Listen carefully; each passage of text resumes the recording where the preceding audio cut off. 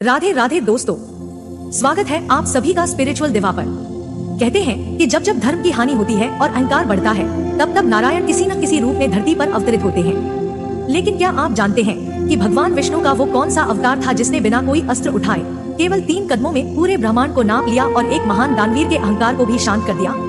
जी हाँ, आज हम बात करेंगे भगवान विष्णु के 5वें अवतार श्री वामन अवतार की। आखिर क्यों एक सर्वशक्तिमान ईश्वर को एक छोटे से बालक का रूप लेना पड़ा?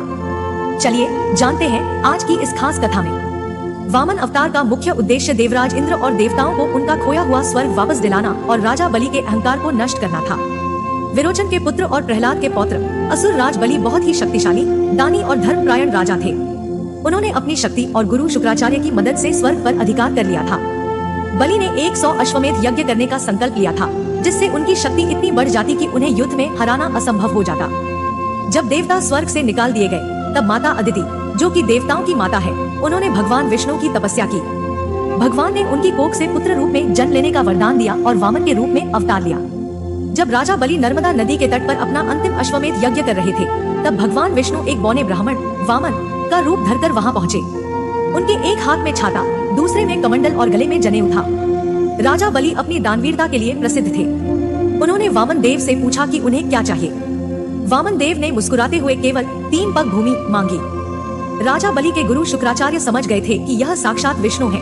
उन्होंने बलि को दान देने से मना किया, लेकिन बलि अपने वचन पर अडिग रहे और दान देने का संकल्प ले लिया। जैसे ही बलि ने जल छोड़कर संकल्प पूरा किया, वामन देव का आकार बढ़ने लगा।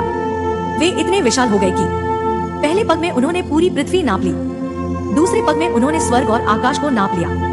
अब तीसरे पग के लिए कोई जगह नहीं बची थी। भगवान ने पूछा, हे राजन, अब तीसरा पैर कहाँ रखूं? बलि समझ गए कि यह स्वयं नारायण है। उन्होंने हाथ जोड़कर अपना सिर झुका दिया और कहा, प्रभु, तीसरा पग मेरे सिर पर रख दीजिए। भगवान उनकी भक्ति और सत्यनिष्ठा से प्रसन्न हुए। उन्होंने तीसरा पैर बलि के सिर पर रखा और उन्हें सुतल लोक, पाताल का राजा बना दिया। भगवान ने दिखाया कि चाहे आप कितने भी बड़े दानवीर क्यों न हो, यदि अहंकार आ जाए तो पतन निश्चित है। राजा बलि ने सर्वस्व खोने के बाद भी अपना वचन निभाया, इसलिए भगवान ने उन्हें अगले मनवंतर में इंद्र बनने का आशीर्वाद दिया। भगवान ने बलि की भक्ति से प्रसन्न होकर स्वयं उनके सुतल लोक का द्वारपाल बनना स्वीकार किया। तो ये थी कहानी राजा बलि के समर्पण और भगवान वामन की लीला की। इस कथा से हमें यह सीख मिलती है कि ईश्वर को धन या बल से नहीं, बल्कि केवल सच्चे समर्पण और निस्वार्थ भाव से ही जीता जा सकता है। अगर आपको वामन अवतार की यह कथा पसंद आई हो तो इस वीडियो को लाइक जरूर करें और अपने परिवार के साथ शेयर करें।